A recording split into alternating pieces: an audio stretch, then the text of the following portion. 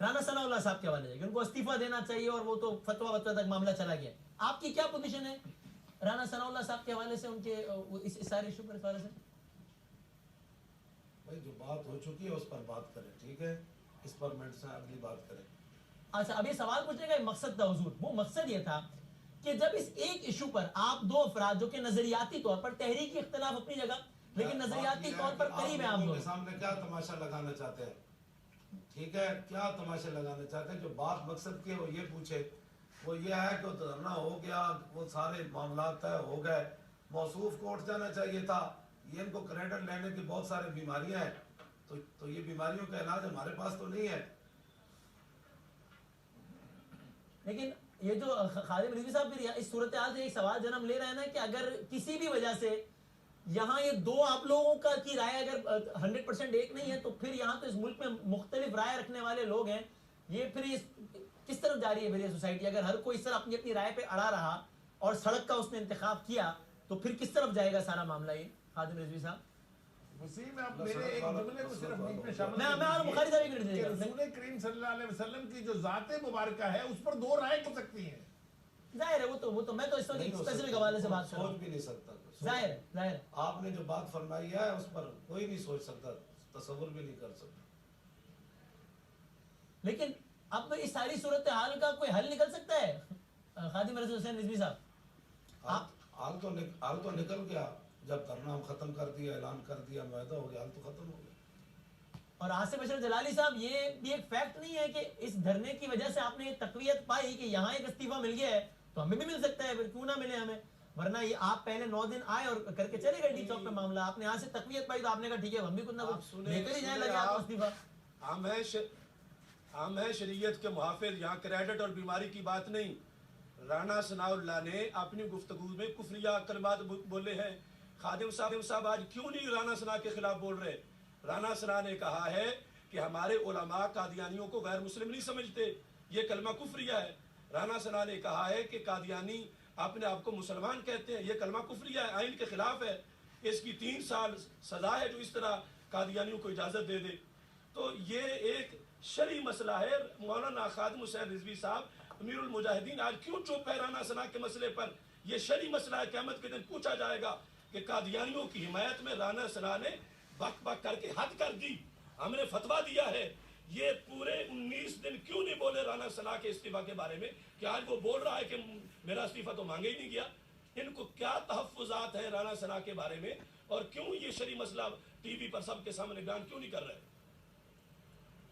حضور بتائیے گا. اب ہم تو اب آپ دونوں کے اپنی اپنی ریلیجس پوسچرنگ ہے, اب ہم آپ بتائیے یہ وہ سوالات ہیں جو کہ اس وقت عوام میں گھوم رہے سوالات خادم حسین رضوی صاحب کہ کون سی پارٹی ہے, کس کا کیا ہے, کون صحیح کہہ رہا ہے, کون غلط کہہ رہا ہے. خادم حسین رضوی صاحب, سوال یہ ہے کہ قبلہ ڈاکٹر صاحب تشریف لے گئے تھے وہاں, تو انہوں نے چاہیے تھا کہ وہ اس کو برطرف کیے بغیر نہ تشریف لے آتے. وہاں تشریف لے گئے تھے, ہم نے تو میں نے پہلی بات کیا کہ آپ اس مسئلے کو خام خواہ طول نہ دیں, اس مسئلے کو جائیں نہیں. یہ مسئلہ بالکل واضح, آپ تشریف لے گئے تھے وہاں, آپ نے دھرنا دیا 11 دن, تو آپ کو چاہیے تھا کہ جب اس کا آپ کے تحقیقی آپ کے پاس سارا مواد موجود تھا تو آپ اس کو برطرف کرا کے وہاں سے تشریف لے آتے. بات ختم ہے, دوسری اس پر نہیں ہو سکتی. جی اب آپ بتائیے آصف اشرف جلالی صاحب, یہ آپ کا جو معاہدہ ہے اس میں نہیں لکھا ہے آپ نے, میں یہ نہیں کہہ رہا رانا ثناء کے استعفے کی ڈیمانڈ ٹھیک ہے غلط, میں تو بولنے نہیں چاہتا اس معاملے میں, لیکن اگر آپ اس ڈیمانڈ کو اتنی جائز سمجھتے تھے تو اپنے معاہدے میں لکھوا لیتے نا, جس پر آج آپ ان کو مورد الزام ٹھہرا رہے ہیں. یہ میرا اوپینین میں سبھی سوال ہے. ہوا ہے کہ رانا ثناء, ہم نے معاہدے میں لکھوایا ہوا ہے کہ رانا ثناء ہماری عدالت میں آئے گا تو ہم اس کو شرعی حکم بتائیں گے. تو ٹھیک ہے نا, عدالت میں آپ عدالت میں بلائیں نا, آپ کو استعفیٰ مانگ رہے ہیں, ویسے عدالت میں بھی بلانا چاہیے. میری بات ریاست نے ہماری کچھ ہماری کیا مزاج ہے, تو عدالت میں بلائیں نا. 16 پریس کانفرنسوں میں نے 16 پریس کانفرنسوں میں رانا کے کفریات کو بیان کیا ہے اور مطالبہ کیا ہے, تو اس پر انہوں نے ہماری عدالت میں پیش کریں گے. ہمیں تو کوئی وہ آئے گا تو ہم حکم لگائیں گے. ہم نے دی تھے وہاں پر 20 دن, انہوں نے اس کو لالا پاپ کہا اور خود 30 دن دے کے آ گئے. انہیں کس نے پڑھایا تھا کہ حکومت کو مزید 30 دن دے دیں؟ 20 دن ہم نے دیے, کس نے ان کو لالا پاپ کہا. اب 20 دن زیادہ ہیں یا 30 دن زیادہ ہیں, یہ اسی حکومت آ گئے کہ اب 30 دن کے بعد وہ رپورٹ دے گی کہ شریک جرم کون تھا. یہ 30 دن کی کیوں دی انہوں نے؟ لیکن حضور اب ہر شہداء تنظیم کہاں ہے؟ شہداء کی تعداد کیا ہے؟ میرا یہ سوال ہے، شہداء کہاں ہے؟ شہداء کی تعداد کیا ہے؟ اچھا میرا یہ سوال ہے، لاشیں کیوں وصول نہیں کی؟ میرا یہ سوال ہے، آپ کا تو یہ سوال ہے، میرا بھی معصوم کا سوال میرا ہے ہے، آپ دونوں سے. شہداء ہے، وہ آپ کی شخصیت کے نہیں، آپ سے ختم کوئی نبوت کے شہداء ہے.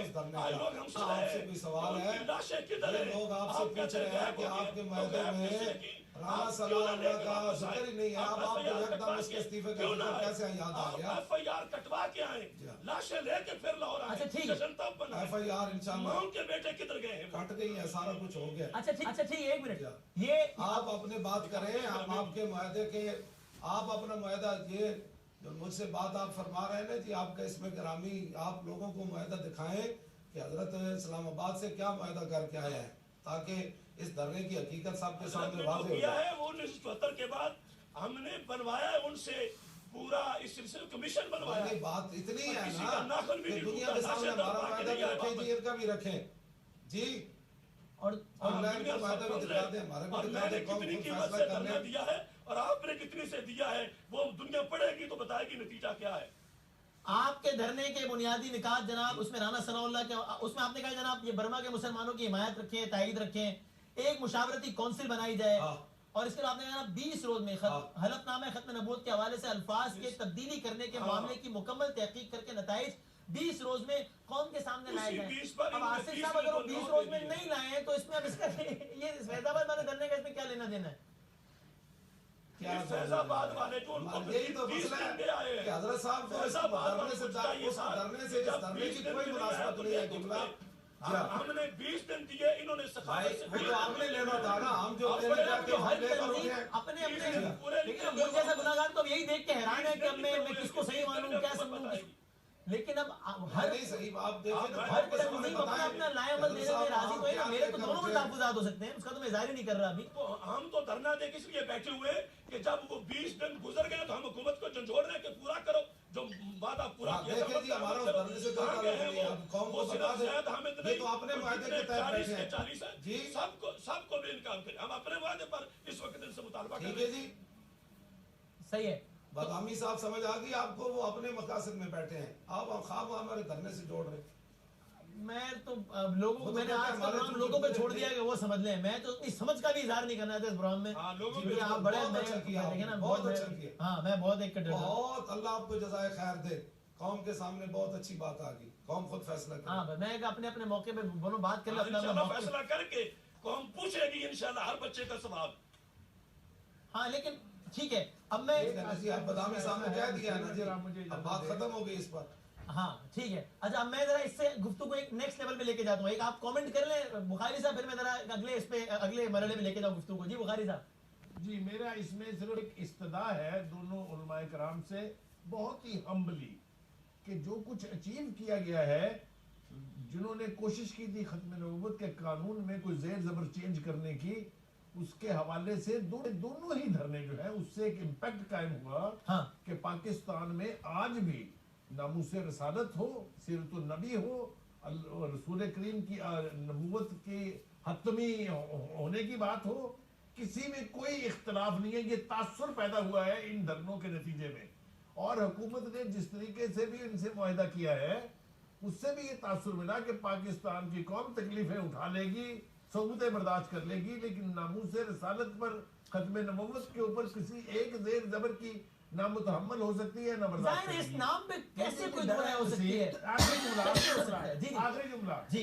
مجھے ڈر ہے کہ یہ باہمی اختلاف اگر اسی نوعیت سے جاری رہا تو کہیں وہ سارا تاثر جو مثبت تاثر بنا ہے وہ زائل نہ ہونے لگے. یہ میری استدعا ہے دونوں صاحب رائے علماء سے. ٹھیک ہے. اچھا یہ بات آ گئی، ٹھیک ہے، کلیئر ہے. اب میں یہ پوائنٹ آ گیا. اب ذرا اگلی بات اب سے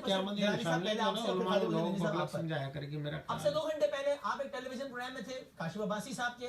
اس میں کاشف عباسی صاحب نے ایک کلپ چلایا خادم حسین رضوی صاحب کے جماعت کے صاحب کا، پیر افضل شاہ قادری صاحب کا، جس پہ رسپونڈ کرتے ہوئے آپ نے کہا کہ بھائی یہ تو کفریہ کلمات انہوں نے کہہ دیا، اس پہ تو فتویٰ لگتا ہے. سر میرا صرف سوال یہ ہے، یہ روش اگر پروان چڑھ گئی کہ جہاں آپ اپنی ہی جماعت یا اپنا ہی، یہ آپ لوگ کا نظریہ بڑا قریب ہے، جماعتیں الگ الگ ہو گئی ہیں نظریہ اگر آپ اس میں بھی اختلاف رائے پر یوں فتوے جاری کرنے لگے تو جو آپ کے نظریے سے دور ہے اس کے لیے مزید سخت فتویٰ، کیا یہ سوسائٹی بس فتووں کی عزت میں رہے گی؟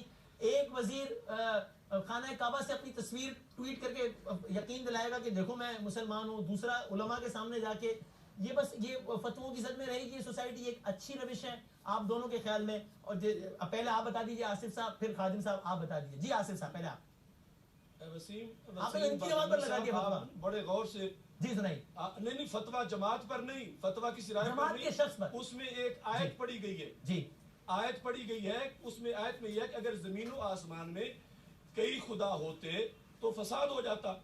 انہوں نے یہی آیت جماعت کے امیروں پر پڑھی ہے. تو اب امیر خدا تو نہیں ہے نا، تو انہوں نے یہ ثابت کرنا تھا پیر افضل صاحب نے کہ جماعت کا امیر ایک ہوتا ہے. تو اس پر انہوں نے آیت یہ پڑھی کہ زمین و آسمان کا خدا ایک ہوتا ہے. اب خدا کا لفظ حضور میرا سوال ایک طالب علم کی حیثیت سے، آپ دونوں کا مطالعہ مجھ سے اتنے ہزار گنا زیادہ ہے کہ کیا اگر کسی کی رائے ہماری نظر میں غلط ہو یا اگر ہماری نظر میں کوئی اسلامی حوالے سے بھی غلط رائے کا اظہار کر رہا ہو تو اس کی مذمت، اس پہ تنقید ہونی چاہیے یا فتویٰ؟ کیا ایسا نہیں ہے کہ فتویٰ آخری مرحلہ ہے جس کو اب ہم نے پہلا مرحلہ بنا لیا ہے؟ نہیں آپ سمجھے، اگر آپ کو کوئی کہے کہ وسیم جو ہے یہ اللہ ہے یا خدا ہے تو اس پر آپ فوراً بولیں گے یا نہیں بولیں گے؟ میں کہوں گا استغفر اللہ، میں کہوں گا بھائی کیا بات کر رہے ہو. انہوں نے خیر پیر افضل صاحب نے ہم کیا ایک بہت آخری حد کو نہیں چھو رہے، معاشرے میں نئی روایت نہیں آپ کو عربی نہیں آتی، آپ کو آیت کا پتہ نہیں چل رہا. سرکار مجھے تو بالکل نہیں آتی، میں تو آپ کی اردو بھی بڑی غور سے سن رہا ہوں. انہوں نے زمین و آسمان میں دو خداؤں کے ہونے کے اوپر جماعت کے دو امیر ہونا اس کو بیان کیا ہے. اچھا دوسری بات، امیر اور خدا کو اچھا دوسری بات، اس بات کا جواب چاہیے. اچھا ٹھیک ہے. اب خادم صاحب آپ اس پر بتا دیجئے، وہ اس لیے بھی میں سوال پوچھ رہا ہوں کہ دیکھیے یہ باتیں وہی سڑک پر ہو رہی ہیں، جگہ لوگ کر رہے ہیں. آصف صاحب کو اس پر بھی اعتراض ہے کہ آپ کیوں یہ گارنٹی لے کر اٹھے کہ جناب ٹھیک ہے ہم فتویٰ جاری نہیں کریں گے. کیا یہ فتویٰ سازی کا عمل یہ کہیں نہ کہیں مطلب کیا یہ ایک اچھی روش ہے جو پنپے گی اس معاشرے میں؟ خادم حسین رضوی صاحب. جی جب ایک آدمی جو ہے وہ کہتا ہے میں مجرم نہیں ہوں، وہ آخر دم تک یہی کہتا ہے کہ میرا ختم نبوت پر ایمان ہے، تو یہ تو ہم کسی کو نعوذ باللہ نہیں غیر مسلم بناتے، نہ ہمارا یہ کوئی قانون ہے بات بات پر یہ کافر ہے یہ مشرک ہے. ٹھیک ہے، اس پر جب تحقیق کے مطابق وہ بنے گا تو پھر اس پر فتویٰ آئے گا. وہ کہتا ہے کہ میرے والدین دفن ہے حضرت میں امیر اور میں حضور کی ختم نبوت پر ایمان رکھتا ہوں. ہمارا اتنا ہی تھا کہ اگر یہ مجرم نہیں ہے زاہد احمد صاحب تو پھر جو مجرم ہے اس کی نشاندہی کریں، پھر ہم اس کو جو ہے وہ پوچھیں گے بھائی تجھے کس نے کہا. آخر کوئی تو آخر میں جا کر مجرم نکلے گا تاکہ امت مسلمہ اتنے بڑے سانے سے جو ہے وہ دو چار آئندہ نہ ہو کہ پورے ملک کے اندر ہلچل مچ گئی، ہر طرف جو ہے وہ لوگ مضطرب ہو گئے، لوگوں کا سکون جو ہے وہ ختم ہو گیا اور بہت پریشان ہوئے. تو اتنی بات تھی بس. وہ جب کہتے ہیں بھائی میں نہیں ہوں، میں نے یہ کام نہیں کیا، مجھ سے فلاں بندے نے کروایا ہے، تو پھر ان کی بھی حیثیت شرعی جو ہے وہ بتا دی جائے گی کہ بھائی انہوں نے وہ جرم کیوں کیا اور جس نے کروایا اس کی شرعی کیا بات ہے. بس اتنی بات ہے، اتنی لمبی چوڑی بات تو ہے نہیں. اچھا صحیح، اس پر آپ دونوں کا موقف آئے. اور اب میرا یہ بتائیے گا خادم رضوی صاحب یہ کیا ہے یہ نہیں، اس پر میرا مجھے بولنے دیجئے کہ یہ جواب بالکل درست نہیں دے رہے، اس واسطے کہ اگر وہ مجرم نہیں تو انہوں نے استعفیٰ کس چیز کا لیا ہے؟ وہ یہ کہتا ہے میں مجرم نہیں، پھر یہ پانی چوری کا استعفیٰ لیا انہوں نے اس سے. وہ وزیر اور قانون پھر تھے، یہ ہے کہ انہوں نے وہ کہتے ہیں جو معاہدہ لکھا ہوا ہے اس میں ہے کہ کسی طرح کا کوئی فتویٰ نہیں لگائیں گے. اب مجھے بول لینے دیں، اگر تحقیق میں وہ مجرم ثابت ہو جاتا ہے تو یہ اپنی زبان کیوں دے آئے ان کو کہ یہ پھر بھی فتویٰ نہیں لگائیں گے؟ وہاں تو لکھا کہ کسی طرح کا کوئی فتویٰ نہیں لگائیں گے. پڑھ لیں آپ، بادامی صاحب پڑھیں اس کو. بات ہوئی ہے میں نے پڑھا ہے